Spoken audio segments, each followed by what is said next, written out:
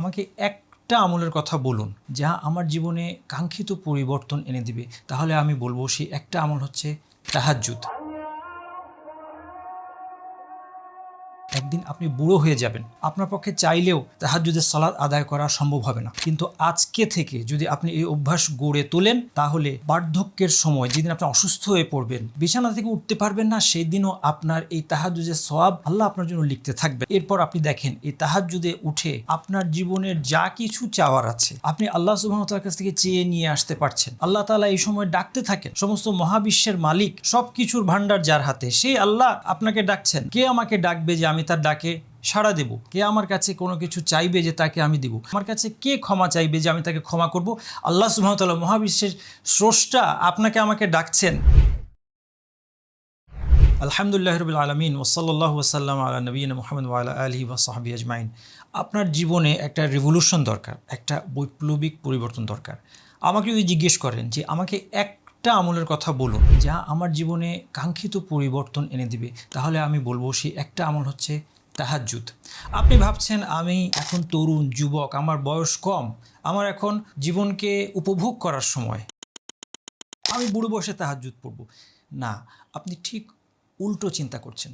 আপনি কি ওই হাদিস জানেন না যেখানে আল্লাহ রসুল সাল্লাল্লাহু আলাইহি ওয়াসাল্লাম বলেছেন, কিয়ামতের দিন যে 7 প্রকার লোক আল্লাহর আরশের ছায়া থাকবে, তার মধ্যে একজন হচ্ছে শাবুন নাশাআ ফি ইবাদাতিল্লাহ, ওই যুবক যে আল্লাহর ইবাদতের মধ্যে বেড়ে উঠেছে। যৌবনের ইবাদত অতুলনীয়, বৃদ্ধ বয়সের ইবাদতের সাথে এর কোনো তুলনাই হয় না। একদিন আপনি বুড়ো হয়ে যাবেন, আপনার পক্ষে চাইলেও তাহাজ্জুদের সালাত আদায় করা সম্ভব হবে না। কিন্তু আজকে থেকে যদি আপনি এই অভ্যাস গড়ে তোলেন, তাহলে বার্ধক্যের সময় যেদিন আপনি অসুস্থ হয়ে পড়বেন, বিছানা থেকে উঠতে পারবেন না, সেই দিনও আপনার এই তাহাজ্জুদের সওয়াব আল্লাহ আপনার জন্য লিখতে থাকবেন। হাদিসের মধ্যে এসেছে, ইযা মারিদাল আবদু আও সাফারা কুতিবা লাহু মিসলু মা কানা ইয়ামালু মুকিমান সহিহান।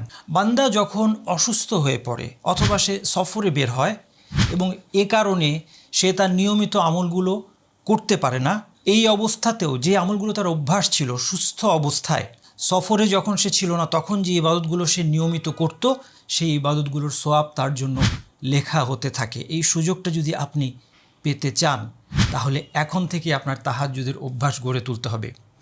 এরপর আপনি দেখেন, এই তাহাজ্জুদে উঠে আপনার জীবনের যা কিছু চাওয়ার আছে আপনি আল্লাহ সুবহানাহু ওয়া তাআলার কাছ থেকে চেয়ে নিয়ে আসতে পারছেন। আল্লাহ তাআলা এই সময় ডাকতে থাকেন।